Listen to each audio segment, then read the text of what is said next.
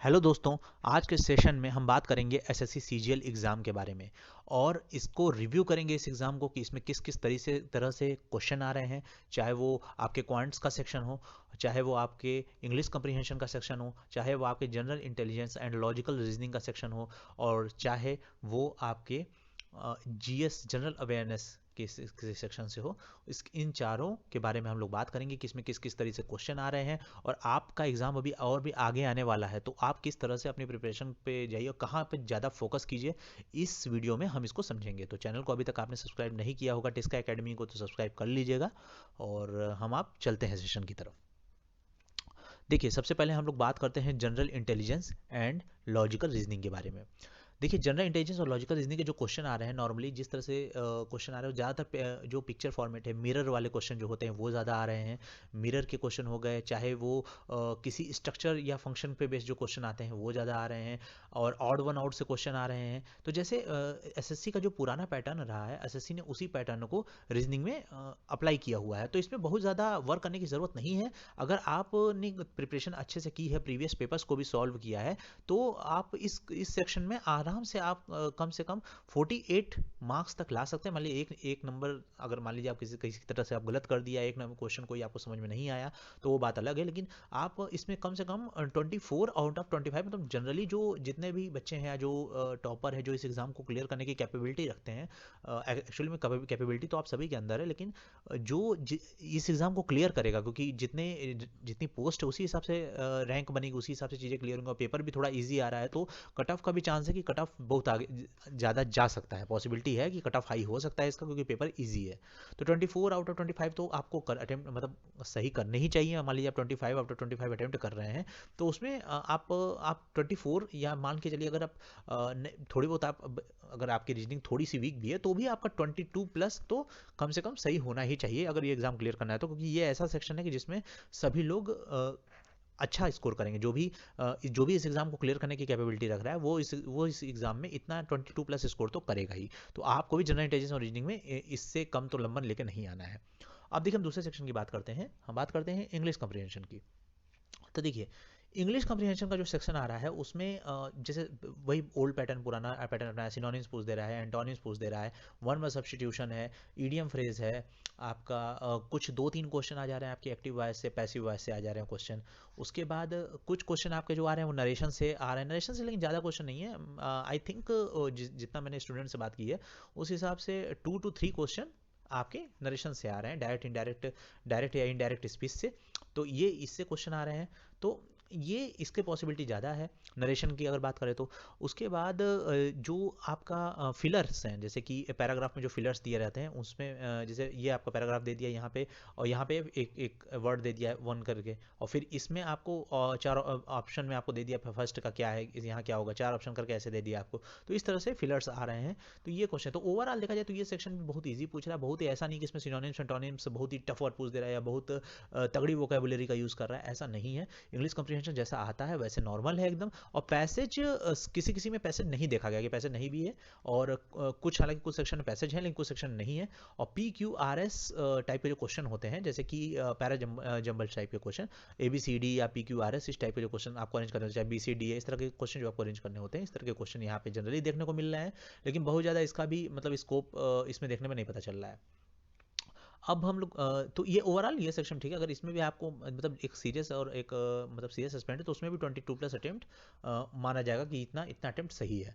और अगर आपने इतना अटेम्प्ट किया है तो आपको ज़्यादा चिंता करने की बात नहीं है। लेकिन हाँ, इसमें एक्यूरेसी मैटर करती है, जैसे मैंने पहले भी कहा, क्योंकि माइनस मार्किंग है तो एक्यूरेसी मैटर करती है। तो अब आप देखिएगा कि कोशिश करिए कि मतलब कम से कम, अगर आपका एग्जाम अभी तक नहीं हुआ है तो 22+ अटेम्प्ट तो कम से कम इसमें आप करिए ही। और सेक्शन ईजी है, क्योंकि बच्चे जो नॉर्मल जो इस एग्ज़ाम को क्लियर करेंगे वो इतना तो अटेम्प्ट करेंगे ही। अब हम लोग देखते हैं दूसरे सेक्शन को। अब जैसे इंग्लिश हो गया, अब हम बात करते हैं क्वांटिटेटिव एप्टीट्यूड की, मैथ की बात करते हैं।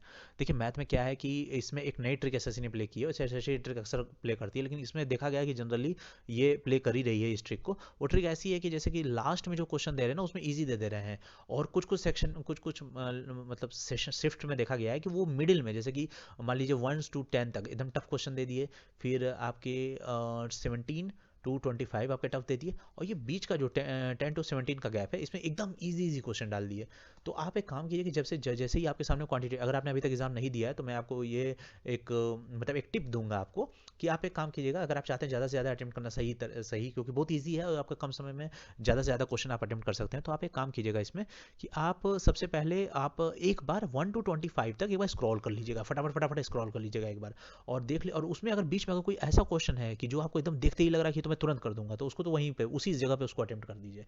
और उसके बाद एक बार 1 to 25 स्क्रॉल करके, क्योंकि इससे एक बार इससे आपको लगेगा कि इसमें टाइम वेस्ट होगा, लेकिन इसमें उतना टाइम जाएगा नहीं जितना आप टाइम बचा लेंगे। आपको मान लीजिए कि अगर आप 1 to 2 मिनट में अगर आप इसको पूरा का पूरा स्क्रॉल करके एक बार देख लेते हैं, तो 1 to 2 मिनट के अंतर्गत आप कम से कम 2 क्वेश्चन तो इसके सॉल्व कर देंगे इसी बीच में। तो अब आपके बचेंगे 23 क्वेश्चन। तो 23 क्वेश्चन में से आपको अब अगर आप जब आपको सीरियसली सॉल्व करने बैठेंगे तब आपको सॉल्व करना है। तो अब आपको ये फायदा होगा यहाँ पे 23 क्वेश्चन में कि आपको ये पता रहेगा कि किस किस सेक्शन में आपको ध्यान देना है, तो इससे आपको फायदा मिलेगा। तो अगर आप अभी तक आपने एग्जाम नहीं दिया है और आप एग्जाम देने जा रहे हैं तो इस टिप को याद रखिएगा। और बाकी ये भी सेक्शन इजी है, इसमें भी माना जा रहा है कि 22+ अटेम्प्ट अच्छा है, जो भी इस एग्जाम को क्लियर करेगा 22+ अटेम्प्ट तो मतलब माना जाएगा कि वो सही कर ही रहा है। तो ये इसका सेशन है। अब हम बात करते हैं जीएस की तरह। तो जनरल अवेयरनेस की बात करते हैं।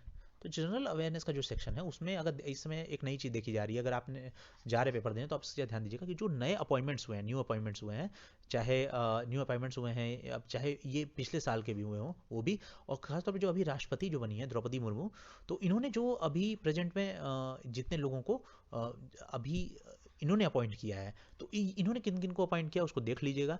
और साथ ही साथ देखिए रॉ के जो हेड है उनके बारे में, vigilance central vigilance commission CVC, इनके बारे में आप देख लीजिएगा, इसमें इसके हेड कौन है। तो ऐसे जितने भी इस तरह के डिपार्टमेंट है ना उनके हेड आप एक बार देख लीजिएगा कि हेड कौन है उसके, और हेड को अभी कौन अपॉइंट किया गया, चीफ कौन है, इस तरह से जितने भी क्वेश्चन है इसको देख लीजिए, क्योंकि इस तरह क्वेश्चन आ रहे हैं। और हाँ, साउथ इंडिया से क्वेश्चन इस बार हिस्ट्री में देखा गया है कि साउथ इंडिया से क्वेश्चन आ रहे हैं, खासतौर पे अगर पल्लव की बात किया जाए तो पल्लव डायनेस्टी से क्वेश्चन आ रहे हैं, और ये चालुक्य डायनेस्टी से क्वेश्चन आ रहा है। तो इसमें देखिए पल्लव और चालुक्य में क्या क्वेश्चन आ रहा है, इसमें क्वेश्चन ज़्यादातर ये जो क्वेश्चन इसका है वो एक सेक्शन पे बेस्ड है एकदम एकदम।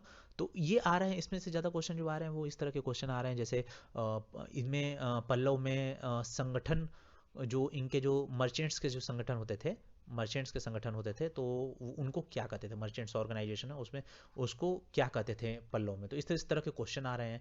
तो डायरेक्ट मतलब हिट करने वाला क्वेश्चन उसमें 4 ऑप्शन दे देगा, उड़ दे देगा आपका, और आपका और भी है कई अलग अलग तरीके के कोई किसके ऑप्शन थे, मैंने तो देखा नहीं है, लेकिन जैसा कि स्टूडेंट ने बताया तो उस हिसाब से मैं आपको बता रहा हूँ कि इसमें मर्चेंट्स का ऑर्गेनाइजेशन, इस तरह के क्वेश्चन को अब इसमें क्या कहते थे, कोई ऑर्गेनाइजेशन कोई सभा होती थी तो सभा को क्या कहते थे चालुक्य में। तो इस तरह से क्वेश्चन आ रहे हैं, तो मतलब इसी तरह के हैं, मतलब ऐसा नहीं कि पल्लव के फाउंडर कौन है या ये सब क्वेश्चन नहीं पूछ रहे हैं।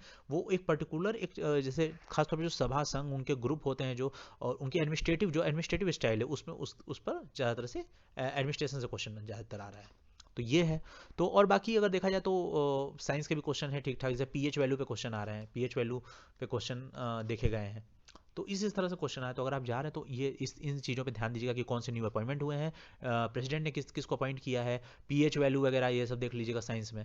और साथ ही साथ जो है पीएच वैल्यू, और हाँ, और जैसे कोई क्वांटिटी होती है, तो क्वांटिटी का जो कोई भी फिजिकल क्वांटिटी है तो उसकी जो राशि होती है, जैसे मान लीजिए मैग्नीट्यूड हुआ, डिस्टेंस हुआ, इस तरह के क्वेश्चन को आप एक बार देख लीजिएगा, डायमेंशन को इस तरह से देख लीजिएगा कि इस तरह के कौन कौन से क्वेश्चन है, तो ये सारी चीज़ों को ध्यान दीजिएगा, तो इससे भी आपको फ़ायदा मिलेगा। तो ये सब चीज़ें हैं, और जैसे मैंने आपको बताया कि कौन से हेड कौन है डिपार्टमेंट के, वो कौन है, और आपके साउथ इंडिया से जो क्वेश्चन ज़्यादा क्वेश्चन टारगेट है, तो अगर आप अभी तक नहीं दे आपका हुआ एग्जाम, तो इस चीज़ों पर विशेष फोकस कीजिएगा। तो ये सारी चीज़ें हैं। तो मैंने आपको बता दिया कि अब आपको किस तरह से चीज़ों को अटेम्प्ट करना है, किस तरह से आपको आगे बढ़ना है। तो अगर मैं देखूं उसमें, तो अगर जीएस की बात करूं तो जीएस में आपके मान के चलिए कि 18 to 20 अटेम्प्ट ठीक माने गए हैं इसमें, क्योंकि देखिए आपको थोड़ा सा बचाना भी है इसमें, क्योंकि जो ही नहीं, अगर मान लीजिए आपने 15 भी अटेम्प्ट किया तो भी ठीक है, लेकिन बस आपके पिछले जो बाकी जो पीछे का सेशन है उसमें आपके अटेम्प्ट अच्छे होने चाहिए। तो अगर मैं ओवरऑल देखूं, अगर मैं अपना एनालिसिस करूं, तो मैं टिस्का एकेडमी के एनालिसिस के हिसाब से मैं बता रहा हूं। तो जो आपका रीजनिंग है, रीजनिंग में आपके कम से कम 23 मान लीजिए, 23 कम से कम, और क्वांटिटेटिव एप्टीट्यूड में 22, इंग्लिश में भी 22, और आपका अगर जीएस की बात करूं तो 15 मान लीजिए, 15 या 16 ले लीजिए इसको। तो अगर देखा जाए तो आपका टोटल इसमें तो आपको इसमें टोटल 23 और ये 23 आपको इसमें टोटल 20 45 और 45 और ये आपका जो है 7 67 और 16 यानी आपके 3 और तो आपके 83 अटेम्प्ट आपको माना जाएगा कि आपका 83 अटेम्प्ट है, तो ठीक है। और तो इतने अटेम्प्ट तो आपको कम से कम करने ही है। तो अब आप देख लीजिएगा कि 83 अटेम्प्ट कम से कम आपके 80 प्लस अटेम्प्ट, मान लीजिए अगर अगर अगर मैं मोटी मोटा बोलूँ तो आपको 80 प्लस अटेम्प्ट तो आपको करने ही करने हैं। इतने अटेम्प्ट अगर आप कर रहे हैं तो आप मान के चलिए आप सेफ साइड पे हैं। लेकिन अगर इससे कम अटेम्प्ट आपने किए हैं, तो अगर आप जनरल कैटेगरी के हैं तो थोड़ी सी इशू हो सकती है आपके साथ। लेकिन कोई बात नहीं है, अभी देखिए कट ऑफ अभी आया नहीं है तो कुछ कहा नहीं जा सकता। 70 प्लस भी है तो चलिए कोई बात नहीं, आप बॉर्डर पे ही रहेंगे। लेकिन देख लेते हैं। लेकिन अगर 80 प्लस तो आपको कम से कम अटेम्प्ट करना ही है, इस चीज़ का विशेष ध्यान दीजिएगा। अगर आपका पेपर नहीं हुआ, अभी जिन लोग का पेपर अभी होने वाला है उनके ऑल द बेस्ट कि आप जाइए। और इस वीडियो को शेयर कीजिएगा, ज़्यादा से ज़्यादा आपके दोस्त अगर कोई देने वाला पेपर हो तो उसके साथ शेयर कीजिएगा, जिससे कि उन तक भी हमारी ये मैसेज पहुँच जाए। Thank you. और चैनल को सब्सक्राइब नहीं किए होंगे तो कर लीजिएगा, और इसको ज़्यादा से ज़्यादा लोगों तक शेयर कीजिएगा, जिससे आपके जो फ्रेंड्स हैं उनको भी इसका बेनिफिट मिले। तो फ्रेंड्स तक शेयर कीजिएगा। तो फ्रेंड्स चलिए चलते हैं, और जैसा जो भी आपके सजेशन हो हमें कमेंट सेक्शन में दीजिएगा। तो जय हिंद दोस्तों।